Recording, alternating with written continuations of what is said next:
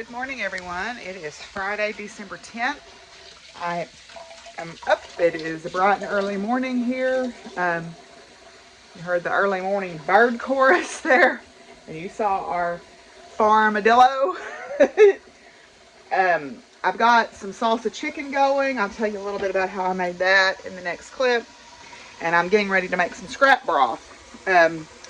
Scrap broth is exactly what it sounds like. I save my bone scraps or bits of like the chicken skin or whatever when I'm cooking, and I put them in a freezer bag. I just have a big freezer bag and I just throw them all in there, and then when I get enough, I make a batch of broth. So this is beef bones and chicken bones and turkey bones and turkey necks and just whatever I have. You can say vegetable scraps the same way. I don't happen to have any vegetable scraps right now because I took them all out to the compost the other day, but I've used vegetable scraps. And so what I do is I just take a big stock pot and I put them all in there and cook them down, usually with like onions and carrots and celery if I have it, and if I don't put it in there. But I cook it down and make a batch of rich broth, and then I can it in the pressure canner after I cook it down, and that makes a nice base instead of using water for soup or chili or whatever it is that I might want to make, and it doesn't go to waste. You know, things don't go to waste that way. I think if I'm going to be an omnivore, it is incumbent upon me to use as much as possible of the animal that had to give its life up for me to have that steak or to have that barbecue chicken or whatever. I think that's respectful of that animal. If I'm going to be an omnivore, then I think that's the right thing to do. Especially if it's one that I've raised myself. I think definitely that's a sign of respect. And I'm not going to debate, vegan vegetarianism versus omnivorism. That's not what I'm here to do, because I know that's just a losing battle. So you eat what you eat and I eat what I eat, but if I'm going to eat animal products, I want to use as much of them as possible. So when I have eggs, I save the eggshells and dry them and crush them up and either feed them back to the chickens for the calcium, because the eggshells actually deplete the hens of calcium, or I crush them up and put them in my garden. I use them when I plant my tomatoes, or you can, instead of crushing them, you can just kind of chunk them up and you can put them around young plants to keep the slugs away. I want to try and experiment with the broth bones this year to see if it will work. I don't know if it will or not, but I'm going to see if I can, after I cook them, because I'll cook this for all day or maybe into tomorrow. Just keep adding a little bit of water to it. I'm going to see if I can take the bones and dry them and then pulverize them and use them on my garden, instead of just throwing them away. I think that's, if I can get the bone meal that way, that's a better way to do it, right? So anyway, I said all of that dissertation to say I'm making scrap broth. So looks like I've got some turkey parts and some chicken bones and some beef bones from some steaks and some roasts. And I'm going to put all those in here. I'll usually put a little bit of fat in here, like if I've got chicken skin or beef fat, to give it a little bit more richness. That's just personal taste. Or if I have enough, I also save my beef fats and my chicken fats and things in Ziploc bags, and I render those down in an old crock pot, and that gives me the nice pure beef tallow or chicken fat. Or if I have goose, somebody gives me geese, I have goose fat. And that is the stuff of legend to season your cast iron with. So I've done that before too. So I don't have enough of that right now to do anything with, so if I had it, I would just throw it in here, but yeah. So, anyway, we're going to get this broth going here. I'm putting some onions, and I have some garlic. I've got some carrots that I'm going to chop up and put in here. And see what else I can find in the refrigerator to throw in it. Okay, so here's my salsa chicken. I've got it on low in the crock pot.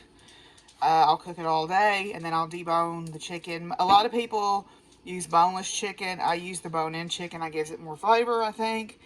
Plus, it's cheaper. So, I don't mind deboning the chicken when it's done. But they're layered on the bottom. I put the taco seasoning over the top of that, and then pour the jar of salsa over that. Normally, I use my own salsa, but someone had given me this jar from the potluck, and I wanted to use it up before it went bad.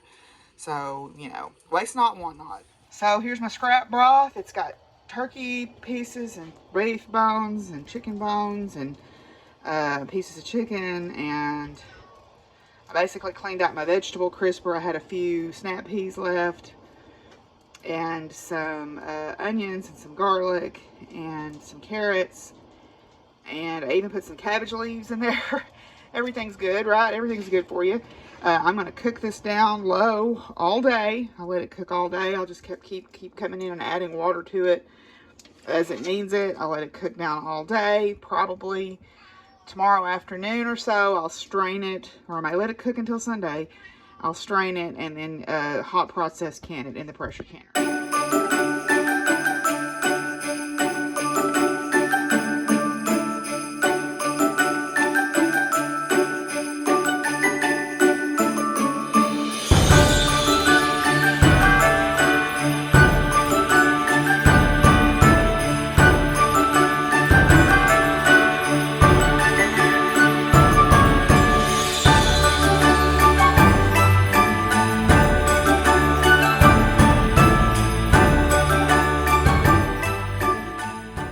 Well, I look a little disheveled this morning. I've been working on grading. I've got most of my classes graded. I'm just waiting on a couple of students that I sent some emails to follow up about some things. I've been out doing my feeding already this morning. So they've moved the rain up from late this evening to this afternoon. So I decided to go ahead and get my feeding done. The geese decide to help out too. Anyway, so we're gonna do some feeding.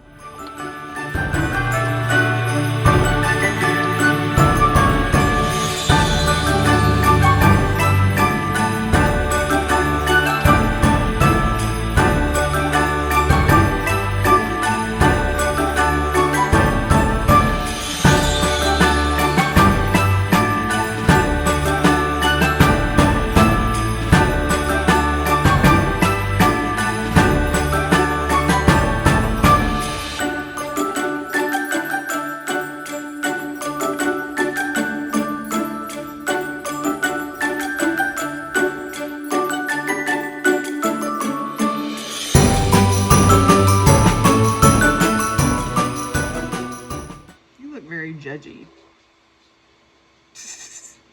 Okay.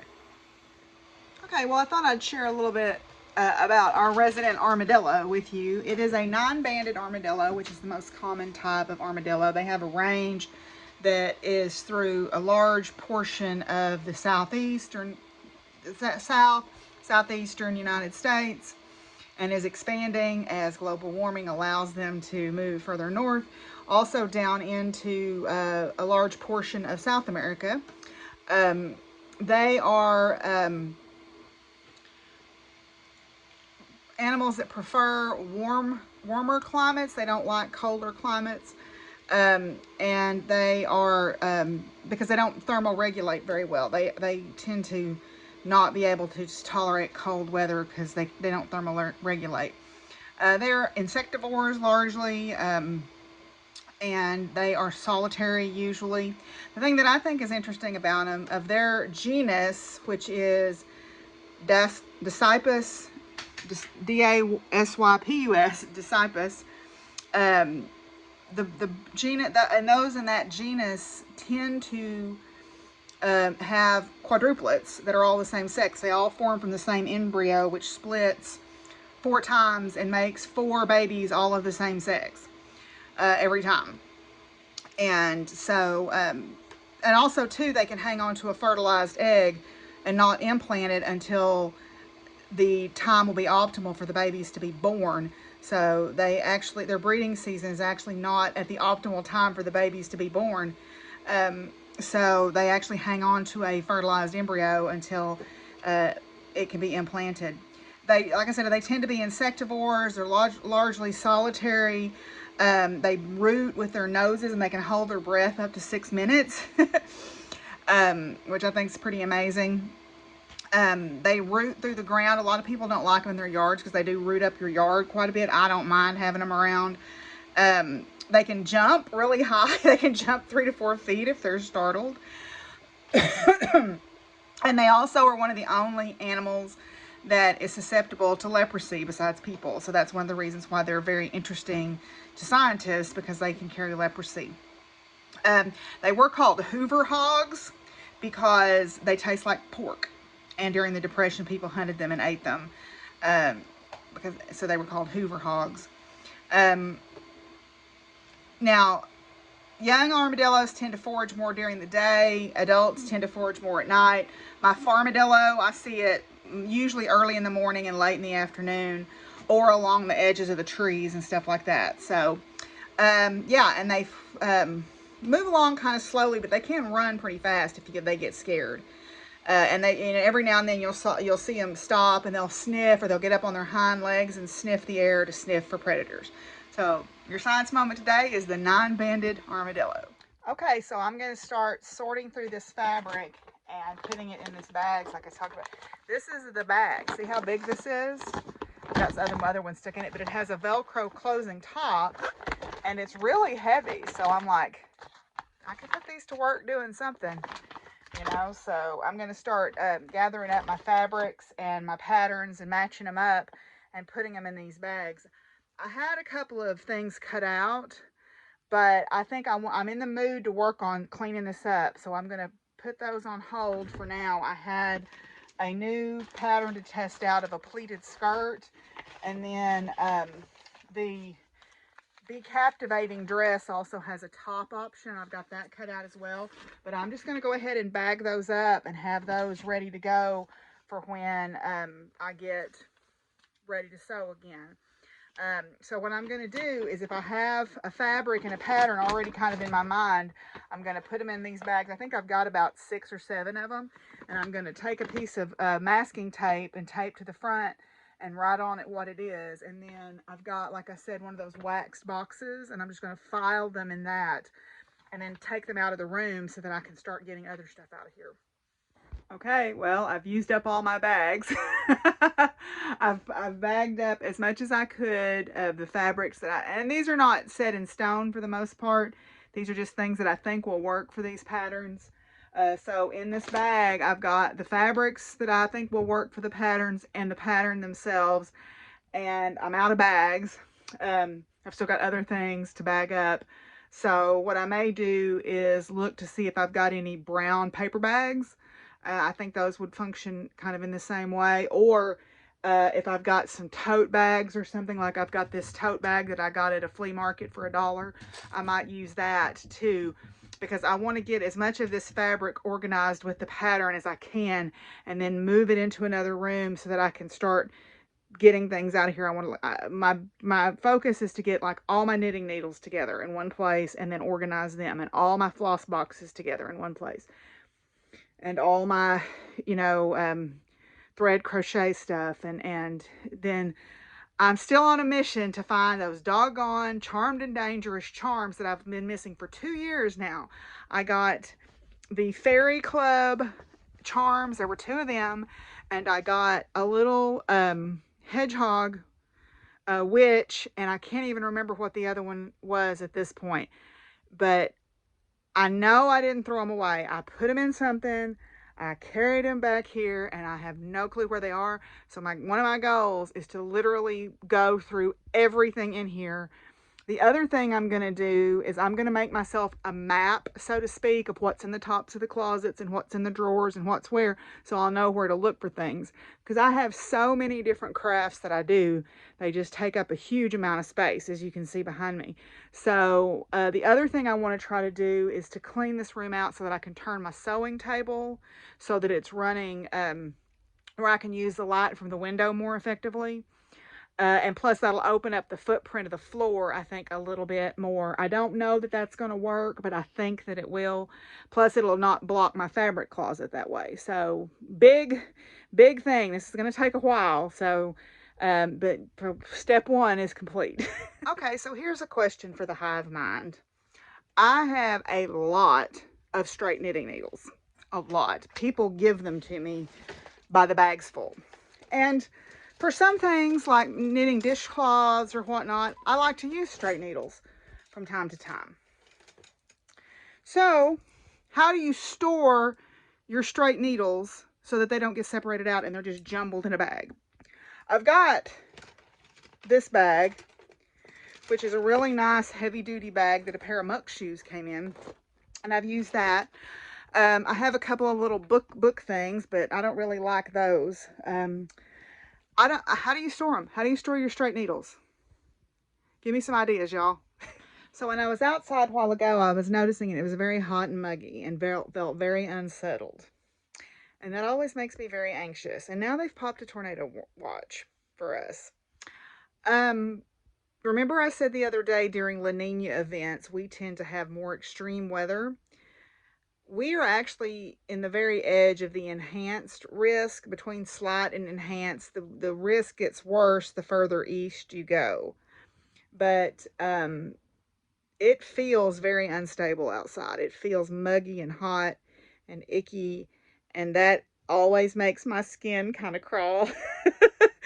I had that same feeling before the May 3rd, 1999 tornado in Oklahoma City, which was the highest wind speed ever recorded in a tornado. And then I had that same feeling on February 8th, 2008, 8th, 5th, I don't remember, the Super Tuesday tornadoes of 2008 that hit Atkins and stayed on the ground 123 miles and was an EF4 when it came through part of Atkins. So let's hope I'm wrong. Let's hope I'm wrong.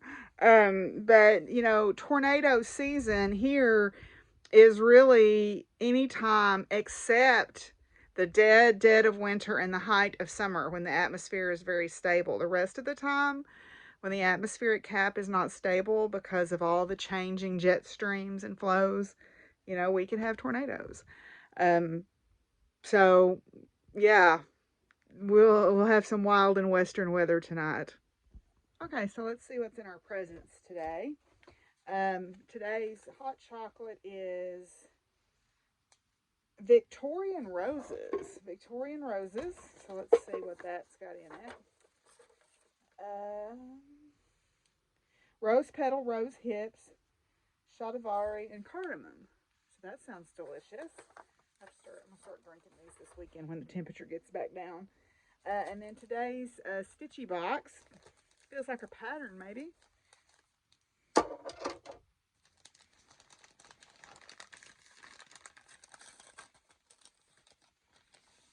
Oh, it is. It is A Very Merry Christmas from Heart in Hand. Heart in Hand needlework, needle art. Look at that. Isn't that sweet? I love the finish on that. That's very cute. So, and they give you a little charm to put in there. So that's nice. How cute is that? So a nice little small to do for Christmas time. So, yeah, I think that's where we'll call it good today. And we'll see y'all tomorrow. Tomorrow's going to be some horse content because I'm going to riding practice. So if you like the horse content, stick around for tomorrow. Anyway, we'll check in with y'all tomorrow. Bye.